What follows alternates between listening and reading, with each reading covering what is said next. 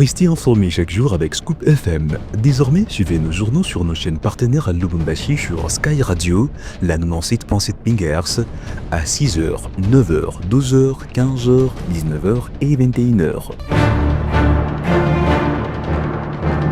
Suivez-nous également sur la radio communautaire Moïseni chaque jour à 9h05, 10h03 et 21h juste. Le journal du Scoop FM passe aussi sur Kipushi 24 Radio à 8h30, 12h30, 16h juste, 18h30 et 21h30. Retrouvez-nous également sur Vox Congo. Téléchargez dès maintenant l'application Vox Congo pour rester informé en temps réel.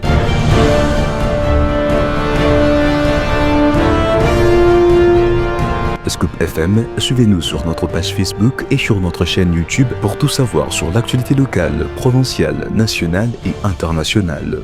Scoop FM, la neutralité réelle. La neutralité réelle.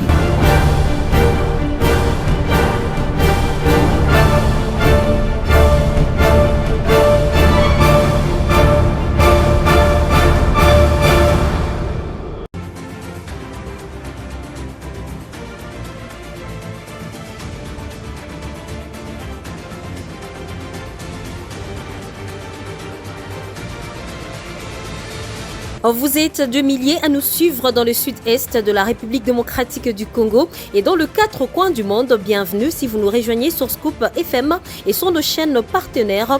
Voici le titre de l'actualité. En politique, après sa réunion du 10 août 2025 dernier, l'Union sacrée de la Nation a tenu une réunion stratégique de son présidium autour du chef de l'État, Félix-Antoine Tshisekedi Tshilombo, haute autorité politique de cette plateforme le dimanche 10 août à Kinshasa. Fatou Nyembo nous fera le point dans le développement de ces journaux. Autre titre, le commissaire divisionnaire provincial du Haut-Katanga, Blaise Kilimbalimba, à l'heure d'une mini-parade ce lundi, présenté 6 hommes en uniforme et un civil arrêté à Lubumbashi pour extorsion et violation des consignes.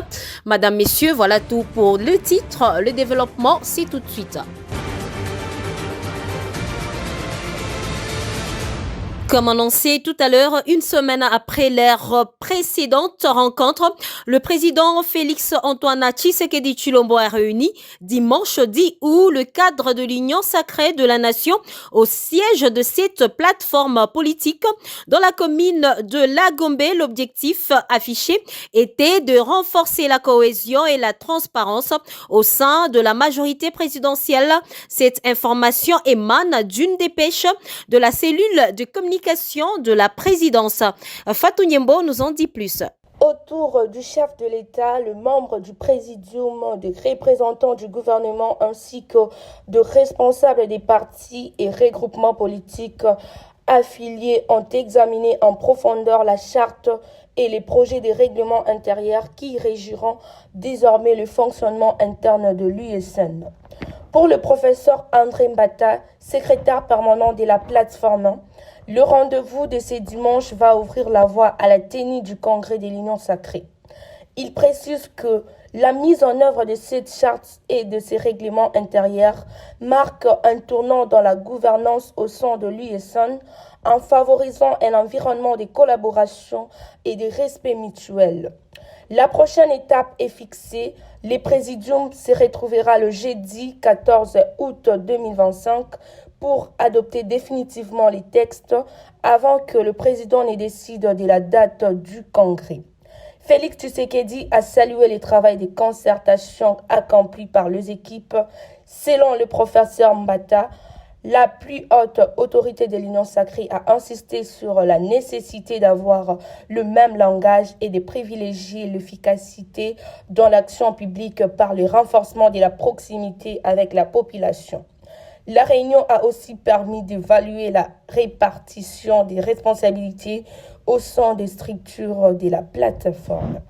Et puis, le gouvernement provincial du Haut-Katanga a lancé le week-end dernier à Lubumbashi le nouveau permis de conduire biométrique modernisé et sécurisé. La cérémonie organisée au siège de la CONADEP a réuni les autorités nationales et provinciales ainsi que les acteurs du transport. Ces documents, désormais équipés d'une puce électronique, visent à moderniser le système de délivrance de titres de conduire et de renforcer la sécurité routière en République démocratique du Congo. Encore une fois de plus, Fatou Nyembo. Lubumbashi au Katanga, le samedi 9 août 2025 a marqué une étape clé dans la modernisation du système de délivrance des titres de conduite en République démocratique du Congo, avec le lancement officiel du permis de conduire biométrique modernisé et sécurisé. La cérémonie s'est tenue dans l'enceinte du siège de la Commission nationale de délivrance des permis de conduire, au sein de la division provinciale du transport.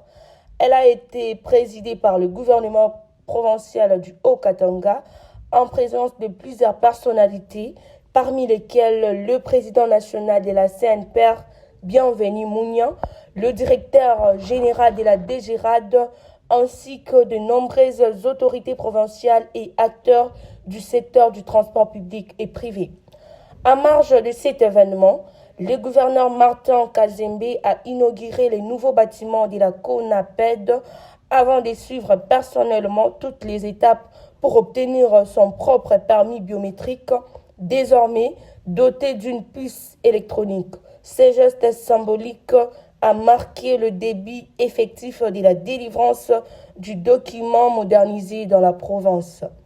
Dans leur allocution, Maître Paul Djungu, directeur des cabinets adjoints du vice-premier ministre des Transports, a souligné l'importance de cette réforme, tandis que la ministre provinciale des Transports, Lorraine Lusamba Kazadi, a salué un progrès qui, selon elle, contribuera à réduire les accidents de la route et à renforcer le respect du code de la route.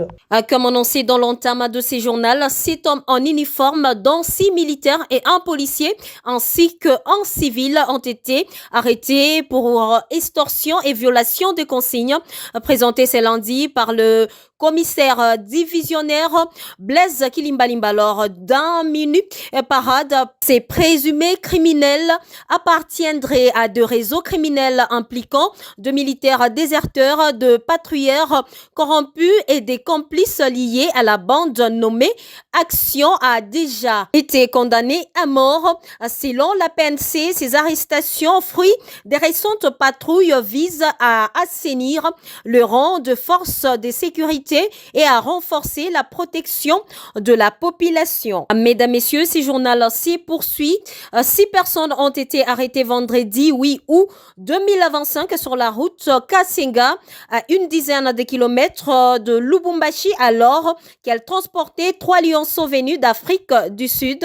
Le suspect ont été déférés au parquet, tandis que les animaux ont été confiés aux zoos de Lubumbashi. L'affaire a éclaté après la diffusion sur les réseaux sociaux de vidéos proposant, voulais-je dire, ces félins à la vente. Lubumbashi au Katanga, 3 lionceaux originaires d'Afrique du Sud ont été saisis vendredi 8 août 2025 sur la route de Kasenga, à une dizaine de kilomètres de la ville. 6 personnes qui les transportaient ont été interpellées puis déférées au parquet près le tribunal de grande instance de Lubumbashi. Les félins ont été confiés aux zoos de Lubumbashi, où le docteur Jean-Claude Binemon, spécialiste des lions, assure personnellement leur suivi. Il explique que l'affaire a éclaté après la diffusion sur les réseaux sociaux des vidéos proposant les lionceaux à la vente. Les arrestations ont eu lieu non loin de la ferme Beijing. Son directeur général, Jacques Ndala, affirme toutefois que son établissement n'a pas accueilli des lionceaux depuis 2 ans. Pour mémoire, le 25 mars dernier, 4 lions échappés de cette ferme avaient été retrouvés et ramenés par l'Institut congolais pour la conservation de la nature. Dans une correspondance adressée au gouverneur de Kinshasa, la chaire congolaise de droits de l'homme a annoncé l'organisation le jeudi 14 août d'un rassemblement pacifique en soutien à Maître Médard Palankoy, détenu depuis près de 5 mois. À en croire cette correspondance, un cortège composé exclusivement d'avocats avocats vêtus dans leur toge partira du musée national pour se diriger vers le ministère de l'Intérieur dans la commune de Linguala. Au cours de cette action, un mémorandum sera déposé aux autorités dans le strict respect de la loi et de l'ordre public. Selon ses proches, Maître Palankoy aurait été enlevé le 14 mars dernier vers 11h dans son cabinet. Un groupe d'hommes armés, parmi lesquels les agents de la police et de la garde républicaine, sans mandat ni explication, il aurait ensuite été conduit dans le locaux du Conseil national de cybercriminalité. Autre information, d'après Aigle Info, ce lundi matin, Kolwezi s'est figé sous le poids d'une opération massive de contrôle. La mairie et la direction de recettes non fiscales du Lualaba ont lancé sur toute l'étendue de la ville le recouvrement forcé des documents administratifs de conducteurs. À de l'aube, les acteurs principaux se sont transformés en couloirs d'attente interminables. Motocyclistes et automobilistes même avertis se sont retrouvés coincés dans le maillage de barrages routiers soumis à deux contrôles minutieux. La conséquence est immédiate: circulation paralysée, transport urbain désorganisé, passagers entassés aux arrêts et pénurie criante de taxis et taxibus. Pour espérer arriver à l'heure, il faut désormais quitter son domicile bien avant le lever du soleil en espérant trouver une place dans un véhicule disponible. Vous informer, c'est notre devoir. C'est par ici que nous mettons un terme à ces radios-journal réalisés par l'ensemble de la rédaction, coordonné par Christian Mouchampa. Devant ces micros, c'était Gracia Akilimali. Et bon début de semaine à tous.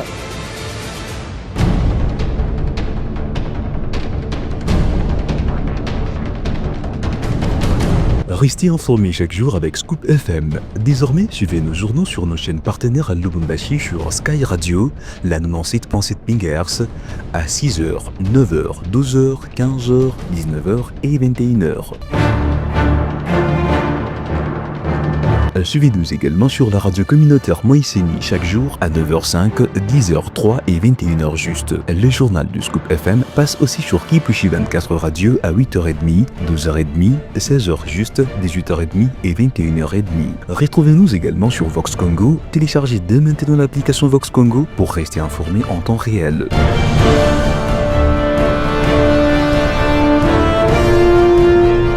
Scoop FM, suivez-nous sur notre page Facebook et sur notre chaîne YouTube pour tout savoir sur l'actualité locale, provinciale, nationale et internationale. Scoop FM, la neutralité réelle.